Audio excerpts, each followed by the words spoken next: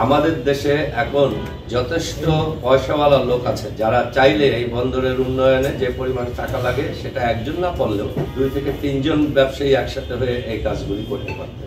যেই যন্ত্রপাতি উন্নত যন্ত্রপাতি এই বিদেশি কোম্পানি এখানে ব্যবহার করবে বলে ইউনূস সাহেব প্রচার করছে, সেই যন্ত্রপাতি তো নিশ্চয়ই বিশ্বের বাইরে মঙ্গল গ্রহে তৈরি হয় না। সরকার বাংলাদেশিদের সাথে এটা নিয়ে কোনো আলাপ করেনি। সরকার সম্পূর্ণ লুকিয়ে এটা করেছে। উনি আমেরিকানদের খুশি করার জন্য এই কাজটা করলেন। ইউনূস সাহেব উনি দেশকে সম্পূর্ণ অগ্রাহ্য করেছেন, জাতিকে সম্পূর্ণ অগ্রাহ্য করেছেন, জনমতকে অগ্রাহ্য করেছেন।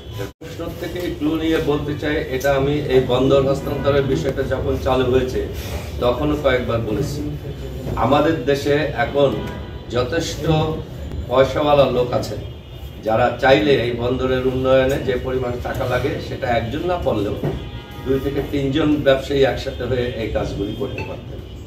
যেই যন্ত্রপাতি উন্নত যন্ত্রপাতি এই বিদেশি কোম্পানি এখানে ব্যবহার করবে বলে ইউনূস সাহেব প্রচার করছেন, সেই যন্ত্রপাতি তো নিশ্চয়ই বিশ্বের বাইরে মঙ্গল গ্রহে তৈরি হয় না।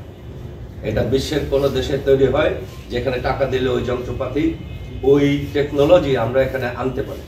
যে আমাদের দেশীয়ভাবে টাকা সংগ্রহ করে আমাদের দেশীয় কয়েকজন ব্যবসায়ীকে যদি এই বন্দরের উন্নয়নের জন্য কাজটা দেওয়া হতো স্বচ্ছ টেন্ডারের মাধ্যমে, জনগণ জানতো কে পাচ্ছে এবং আমরা ওই বিশ্বমানের ইকুইপমেন্টগুলি আনার পরে তা সেটার উপরে আমাদের লোকজন যথেষ্ট দক্ষতার সাথে বিভিন্ন দেশে চাকরি করছে, তাদেরকে এটা ট্রেনিং দিলে এই যে 1 বছরের মধ্যে ওনারা যে বিদেশিদের হাতে তুলে দেবে, এই 1 বছরের মধ্যে চট্টগ্রাম বন্দর পরিচালনার জন্য একটা দক্ষ জনশক্তি এবং ভালো ইকুইপমেন্ট জোগাড় করা যেত। সরকার সেই চেষ্টা একেবারেই করেনি। সরকার বাংলাদেশিদের সাথে এটা নিয়ে কোনো আলাপ করেনি, কোনো ব্যবসায়ীর সাথে না, কোনো ইনভেস্টরের সাথে না, জনগণের সাথে না।